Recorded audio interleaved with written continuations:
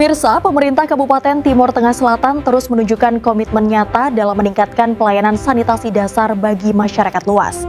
Di bawah kepemimpinan Bupati Edward Markus Liu, pemerintah daerah melalui Dinas Perumahan Rakyat dan Kawasan Permukiman merealisasikan program ini. Program tersebut diwujudkan melalui penyerahan fasilitas sanitasi berupa septic tank individual bagi masyarakat penerima manfaat secara bertahap. Program ini diharapkan meningkatkan kesehatan lingkungan masyarakat serta menciptakan sanitasi yang layak dan aman. Berikut liputan selengkapnya. Dinas Perumahan Rakyat dan Kawasan Permukiman atau PRKP Kabupaten Timur Tengah Selatan mulai melaksanakan serah terima secara bertahap fasilitas sanitasi berupa septic tank individual kepada masyarakat penerima manfaat di 18 desa yang tersebar di wilayah Kabupaten TTS. Program ini merupakan bagian dari kegiatan pengelolaan dan pengembangan sistem air limbah domestik dalam daerah kabupaten dan kota yang dibiayai melalui dana alokasi khusus atau DAK tahun anggaran 2025 dengan total anggaran sebesar Rp6.750.000.000. Pantauan KLTV News Senin 19 Januari 2026, tim Dinas PRKP Kabupaten TTS yang dipimpin pelaksana tugas Kepala Dinas PRKP, Rudi Malo, melaksanakan serah terima hasil pekerjaan kepada warga penerima manfaat di Desa Bone dan Desa Maunum Niki-Niki, Kecamatan Amanuban Tengah. Ini sampai pemerintah urus kita urusan di belakang. Nah, berarti sanitasi ini sangat penting. Artinya akses sanitasi yang layak bagi masyarakat ini sangat penting karena mencegah tumbuh kembangnya penyakit-penyakit yang menular maupun mencegah stunting.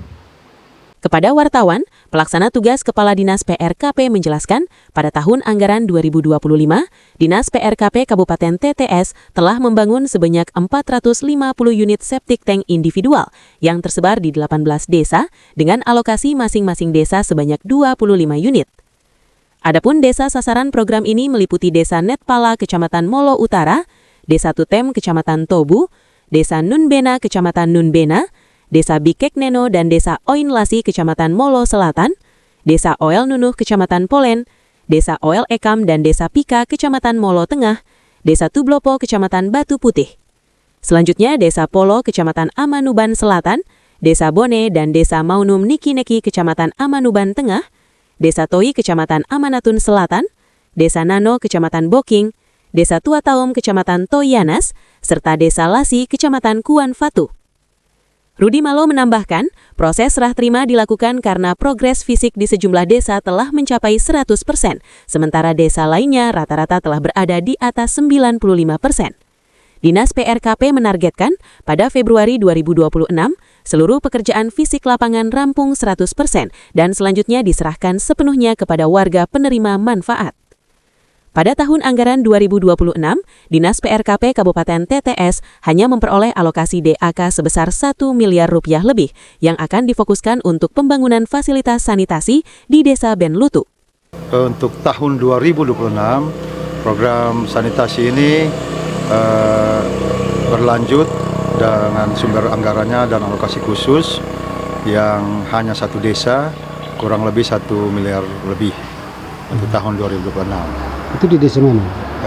Direncanakan di Desa Benlutu sesuai rencana kerja yang kita ajukan ke Kementerian bersumber dari DAK.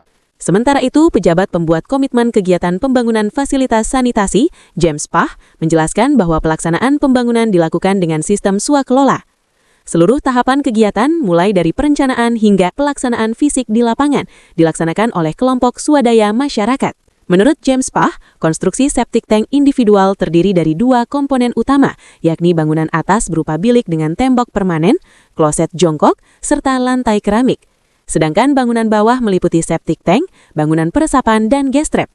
Konstruksi ini dinilai aman, layak, serta mendukung peningkatan kesehatan dan kebersihan lingkungan. Baik, Kapolda, terima kasih. Jadi untuk kegiatan sanitasi khususnya yang pemberdayaan masyarakat yang berada di 18 desa di tahun anggaran 2025 itu mekanismenya adalah swakelola masyarakat, direncanakan, dikerjakan, diawasi dan dilaksanakan sendiri oleh masyarakat.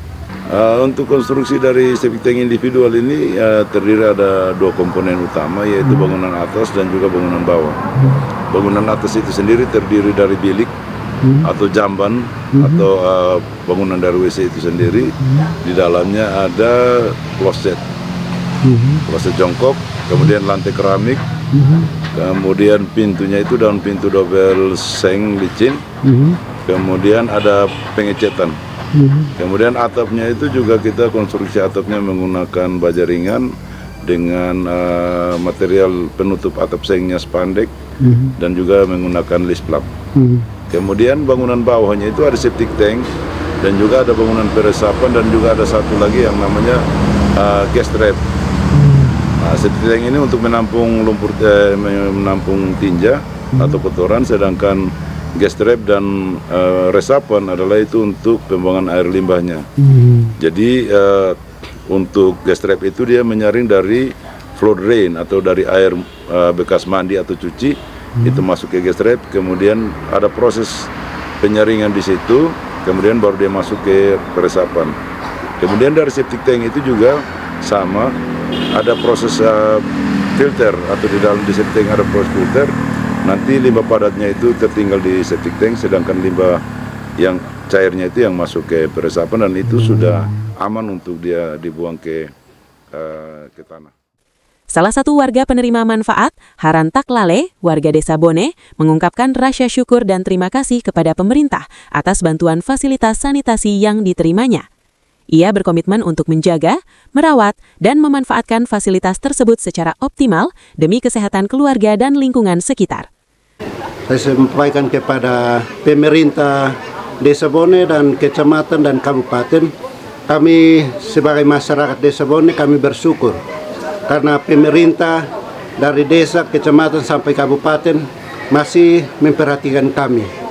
Dan kami mengucapkan syukur kepada Tuhan bahwa Tuhan yang memberikan berkat ini melalui pemerintah kabupaten sampai ke desa. Program pembangunan septic tank individual ini diharapkan mampu mendorong perubahan perilaku hidup bersih dan sehat masyarakat, sekaligus mendukung pembangunan sanitasi berkelanjutan di Kabupaten Timor Tengah Selatan. Dari Soe, Polce Lerek, KLTV News melaporkan.